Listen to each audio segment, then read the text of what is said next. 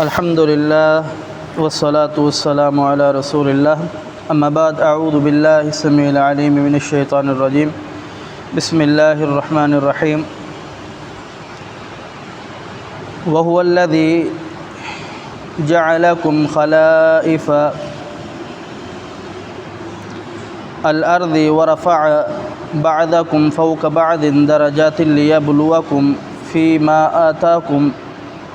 إن ربك سريع العقاب وإنه لغفور رحیم۔ وهو الذی، اللہ وہ ذات ہے، جعلکم، جس نے بنایا تم کو، خلائف الارض، جانشین زمین کے، ورفع بعضکم فوق بعض،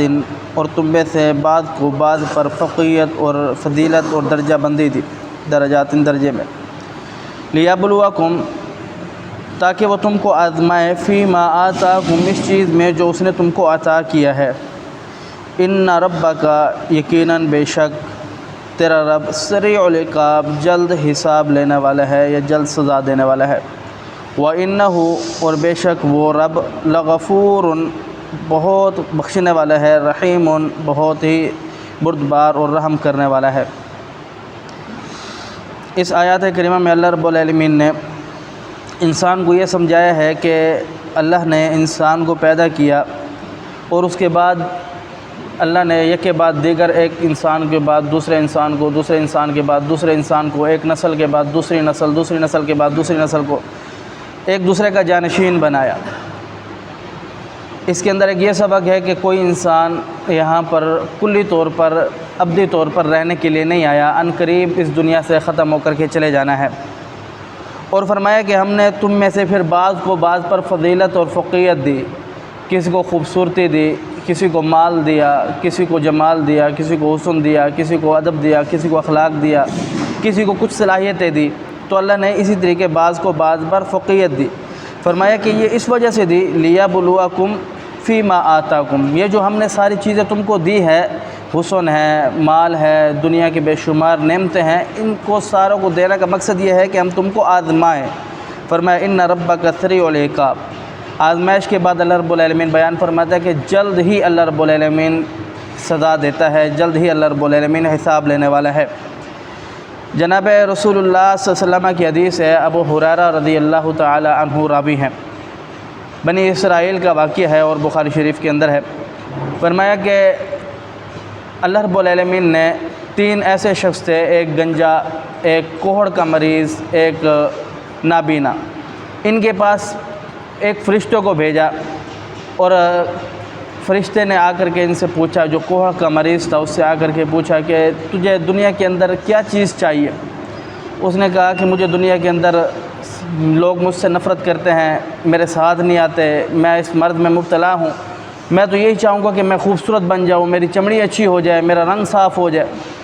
تو فرشتے نے اس پر ہاتھ پھیرا، اللہ کے حکم سے وہ اس کی چمڑی بھی خوبصورت ہو گئی اور وہ صاف ہو گیا اور خوبصورت ہو گیا۔ فرشتے نے اس سے پوچھا کہ تمہیں مال میں سے کون سا مال زیادہ محبوب ہے؟ تو فرمایا کہ مجھے مال میں سے سب سے مال اونٹ ہو۔ اسحاق بن عبداللہ اس میں کہتے ہیں کہ دو بندے تھے، گنجا اور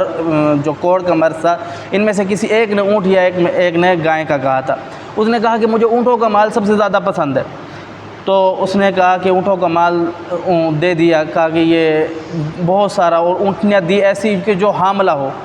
اور پھر کہا کہ اللہ اس کے اندر برکت ڈالے گا، اور پھر وہ چلا گیا دوسرے کے پاس جو گنجا تھا۔ اب گنجے کے پاس جب گیا فرشتہ، اس سے پوچھا کہ تجھے دنیا کے اندر کون سی چیز جو ہے تجھے چاہیے، جو اللہ کی نعمت ہو تو تیرے پاس نہیں ہو، تجھے سب سے زیادہ ضرورت ہو؟ اس نے کہا کہ جو میرا سر ہے اس کے اندر بال نہیں ہے، لوگ مجھے اس کے ساتھ تنزیہ کرتے ہیں، مذاق اڑاتے ہیں میرا، اور میں یہ چاہتا ہوں کہ میرے بال آ جائے۔ تو اس فرشتے نے اس کے اوپر ہاتھ پھیرا، اللہ کے حکم سے اس کے اوپر بال آ گئے، خوبصورت بال، اور فرمایا کہ تمہیں مال میں سے کون سا مال سب سے زیادہ محبوب ہے؟ اس نے کہا کہ مجھے مال میں سے سب سے زیادہ گائیں محبوب ہے۔ تو فرشتے نے اس کو گائیں دے دی، اور حاملہ گائیں، اور پھر وہ کہا کہ اللہ اس کے اندر برکت ڈالے، اور پھر وہ چلا گیا تیسرے کے پاس جو کہ نابینا تھا۔ نابینا کے پاس جا کر کے کہا کہ تمہیں اللہ کی کون سی نعمت ہے جس کی ضرورت ہے؟ اس نے کہا کہ مجھے تو سب سے بہترین نعمت اللہ کی جس بینائی ہے میرے پاس نہیں ہے، میں دنیا کو دیکھنا چاہتا ہوں، میں انسانوں کو دیکھنا چاہتا ہوں۔ میں اس کائنات کو دیکھنا چاہتا ہوں، مجھے میری بہنائی آ جائے تو اس سے بڑی کوئی اور نعمت نہیں ہوگی۔ تو فرشتے نے دعا کی اور اس کے اوپر ہاتھ پھیرا، اس کی بہنائی آ گئی، اور فرمایا کہ تمہیں مال میں سے سب سے محبوب مال کون سا ہے؟ اس نے کہا کہ مجھے مال میں سے سب سے محبوب مال بکریوں کا مال لگتا ہے۔ تو فرشتے نے اس کو حاملہ بکریاں دے دی اور پھر وہاں سے چلا گیا، اور وہ اتنا مال ہو گیا کہ جو اونٹوں کی ایک وادی ہو گئی، گائیں تو تھی ان کی ایک وادی ہوگی، بکریوں کی ایک وادی ہوگی۔ اور پھر وہ فرشتہ اسی حالت میں دوبارہ ان کے پاس آیا، مسکین فقیر بن کر کوڑ والے کے پاس، اسی حالت میں جس حالت میں وہ کوڑ والا تھا، کہ کہا کہ میں مسکین ہوں، مسافر ہوں، میرے پاس کچھ نہیں ہے، آپ سے ایک اونٹ کا سوال کرتا ہوں، مجھے لگتا ہے کہ شاید آپ پہلے بھی اس مرض میں، آپ بھی اس مرض میں تھے، لہذا مجھے ایک اونٹ دے دیجئے، میں تاکہ اپنا سفر مکمل کر لوں، یہ میری مجبوری ہے۔ اس نے کہا جا دوڑ جا، تجھے پتہ نہیں ہے کہ میں تو خاندانی رئیس ہوں، مجھے تو کوئی ایسی بیماری تھا ہی نہیں، میں تو خاندانی رئیس ہوں، میری یہ دولت ماں باپ دادا سے چلی ہوئی آ رہی ہے۔ تو اس نے کہا کہ اگر ایسا ہے تو جھوٹا ہے، تو پھر جس حالت میں تو پہلے تھا اللہ تجھے اسی حالت میں لوٹا دے۔ پھر وہ چلا گیا گنجے کے پاس، کہا کہ میں بالکل مسکین ہوں، فقیر آدمی ہوں، کچھ نہیں ہے، لہذا مجھے لگتا ہے تو بھی پہلے اسی حالت میں تھا، اللہ سے ڈر، مجھے کچھ نہ کچھ دے دے مال تاکہ میں اپنا سفر مکمل کر لوں۔ اس نے بھی یہی جواب دیا جو اس نے کوڑ والے نے دیا تھا کہ میں تو خاندانی امیر ہوں، تو کیسے آ گیا میرے پاس اوپر تو بہت ساری ذمہ داری ہے، تجھے میں کچھ بھی نہیں دے سکتا۔ تو کہا کہ اگر تو جھوٹ بول رہا ہے تو جس حالت میں تو تھا پہلے اللہ تجھے اسی حالت میں لوٹا دے۔ تو پھر وہ تیسرے کے پاس چلا گیا، تیسرے کے پاس جا کر کے اس نے کہا کہ میں بڑا مسکین ہوں، فقیر ہوں، راستے میں میرا مال شال ختم ہو گیا ہے، اب راستہ مکمل کرنا ہے، کچھ نہ کچھ مجھے دے دے جو میں اپنا راستہ مکمل کر لوں، تجھے اللہ کا واسطہ دیتا ہوں۔ اس نے مجھے لگتا ہے شاید تو بھی پہلے میری طرح نبی نہ تھا۔ اس نے کہا تو نے اللہ کا واسطہ دیا، یہ سارا مال ہے، جو تجھے چاہیے لے جا۔